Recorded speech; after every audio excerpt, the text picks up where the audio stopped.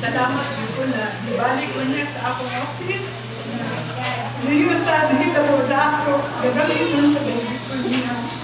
So, ang atong karon yung topic is about excellent fruit. Pag-abot sa excellent, abot pa sa butana na you are superb, outstanding yun ka, first rate yun ka. Why makalapas ka nimo? You are exceptional. Di ka matukungan sa uban. So pag-ingon ka, sa Bisaya, kung sa ingon yung excellent, maayo yung ka kaayo nga tao. Utan yung ka kaayo. Talag sa undra, ang tao makita na malibo. Pag iyong excellent fruit, ikaw bilang lami ng prutas. Lami kanon, lami tanawon, lami kay kauban, lami sa tanang sitwasyon. Nga naman, kay makakita yun siya na ikaw anaa sa Ginoo o anak sa Ginoo. Now, kanagyo ang angay na itong panganduyon, atong kabuton, mahimutang excellent fruit.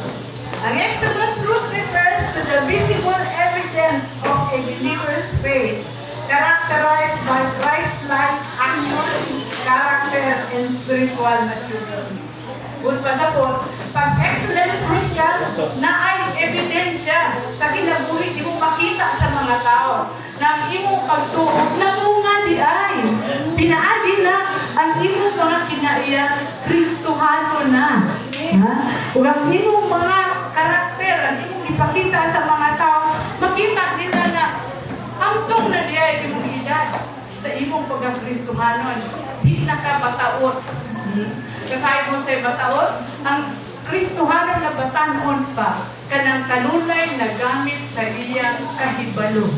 Dili ang kahibalo sa Ginoo.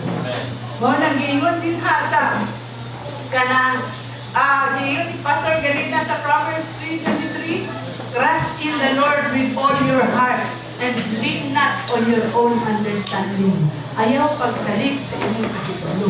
Kanunay kang magsalig sa pagtuon mo sa Ginoo. Kaya ang mahitabo, mahitabo sa usa ka tao kung siya kanunay, na-contact sa Ginoo. This kanang excellent fruits refers to the fruit of the Holy Spirit.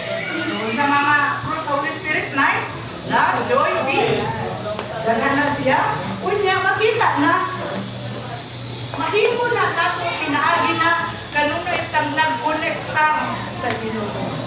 Okay? So, yun sa John 15:15, I am the vine and you are the branches. Whoever abides in me and I in him, he is that bears much fruit. For apart from me, you can do nothing. What time mahimo maayo kung wala ang Ginoo sa ating Amen. Kaya daghan tang kinaiyang dautan, daghan tang mga binuhatang dautan. Pero mahimo lang tang maayo sa mata sa Ginoo kung kanunay tang mo konektar. Kung saan ka konektar, magbasa kanunay sa iyang pulo, kanunay magmuni-muni kung sa'y nagitabo sa ating kinabuhi in relation to God, dili sa kalibutan. O kung sa'y aim na to, kaya ipakita ka na to ang atong mga prutas sa mga tao para mahimaya ang Ginoo. Dili ang atong kaugalingon ang mahimaya o mahimuon. Atong ipakita ni sa atong kinabuhi-gumigan kay naa kay Ginoo na angay natong tagbot kanunay o saligan na sa iyang gibuhat sa atong kinabuhi maayo ang resulta. Busa sa iyanang buhat sa Ginoo unsay pagabuhaton niya. Sa John 15:2, I am the vine dresser who prunes productive branches so they will produce even more fruit. So magpasabot sa atong kinabuhi kay Kristohanon ta, mag-expect na sa mga binuhatan nato na di mao o di nakandipay sa Ginoo, disiplinahong kita. Kaya daghang mga tao na dili gusto magpadisiplina